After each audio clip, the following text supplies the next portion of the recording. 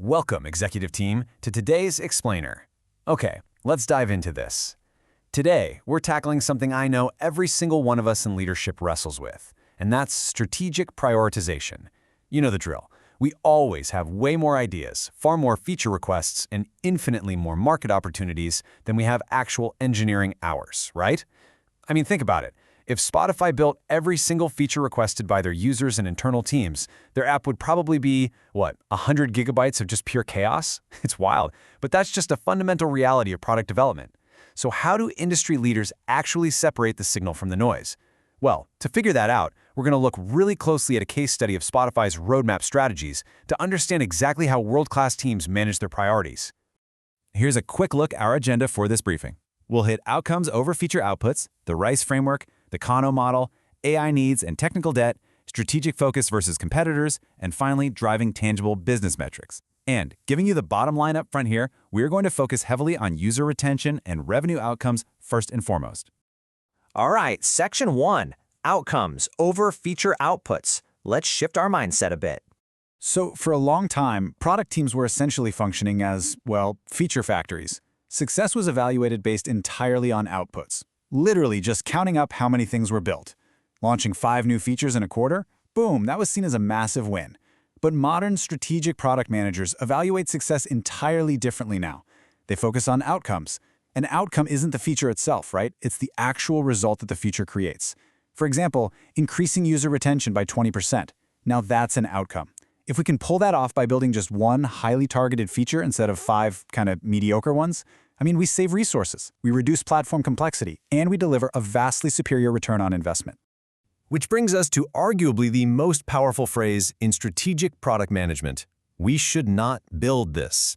I know, saying yes to every stakeholder request just to keep the peace and avoid conflict is super tempting, but it is a guaranteed recipe for a bloated, unfocused product. Strong prioritization means establishing firm boundaries right from the get-go. Literally every time we say no or not right now to a good idea, we're actually saying yes to a great idea. That intense focus is exactly what creates better, more resilient platforms. Moving on to Section 2, the RICE framework and Spotify's priorities. To make sure we're all speaking the exact same strategic vocabulary in the boardroom today, let's quickly define this. The RICE framework is a brilliantly simple, data-driven prioritization model. It evaluates 4 key things. First, reach. How many users is this actually going to affect? Second, impact. How much will this move our core metrics? Third, confidence. How sure are we about these estimates based on our data? And finally, effort. How many engineering months is this whole thing going to take to build? By relying on a strictly mathematical formula, RICE practically eliminates that emotional, loudest person in the room style of decision-making when we're trying to prioritize our initiatives. Now, what's really interesting about this is how the framework directly anchors Spotify's core initiatives. If you look at discovery and personalization, you see Spotify knows that a feature like their AI-curated Discover Weekly playlist has a massive reach. We're talking millions of users and an incredibly high impact on user retention. And because they've been iterating on it for years, their confidence is sky high. So even if the engineering effort there is substantial, the overall RICE score dictates that personalization absolutely must remain at the very top of their strategic roadmap, way about any minor pet projects.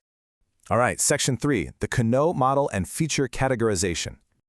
So the Kano model basically categorizes features based on customer satisfaction. Because, let's be honest, not all features create equal emotional value. Specifically, I want to define what we call delight features. These are those unexpected little details that genuinely excite users. They aren't strictly necessary for the product to function, but they're the magic moments that build absolute, undeniable brand loyalty. In Spotify's case, their hyper-accurate AI-powered music recommendations serve as their ultimate delight feature. It's essentially the magic wand that keeps users coming back day after day. But here's the critical balance we have to strike between the padlock and the magic wand. We have to contrast must-have expected functionality against those delight drivers. A must-have feature is something basic like a secure login or flawless playback performance. If your playback stutters, users are going to churn immediately and they won't care how good the AI recommendations are. A truly strategic roadmap perfectly balances maintaining a rock-solid foundation of basic expectations while deliberately investing in the personalized magic that creates that emotional delight.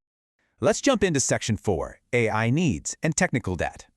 When we categorize our roadmaps into time horizons, it really helps illustrate our strategic timing. Short term is all about immediate execution and those quick wins. Midterm, that's for broader strategic initiatives. But the long term, that is where the real battle is won or lost, particularly when we're talking about our AI vision. Because the harsh reality is, executing high-level AI features requires absolutely massive, often hidden investments in long-term infrastructure. And that brings us to the stark trade-offs we're facing right now. Stakeholders understandably want the flashy AI-assisted workflows and automation opportunities, stuff that looks fantastic on a quarterly report, right? But those opportunities carry the hidden anchors of technical debt. We are talking about massive AI infrastructure costs, very real trust and safety risks, and the deep code quality updates required to actually support these complex models. If we ignore this infrastructure just to push highly visible features, well, it will eventually stall our development velocity completely. Okay, Section 5. Strategic focus versus competitors.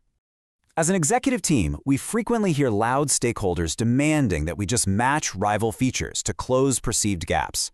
So let's ask the rhetorical question directly. Why not just copy our competitors?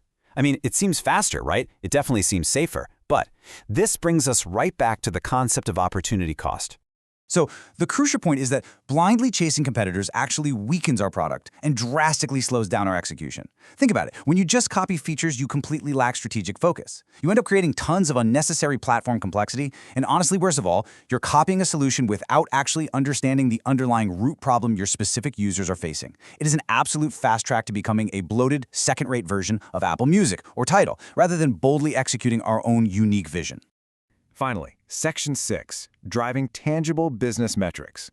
Strong products seamlessly align user problems directly with business goals. Notice how user value translates completely into business value here.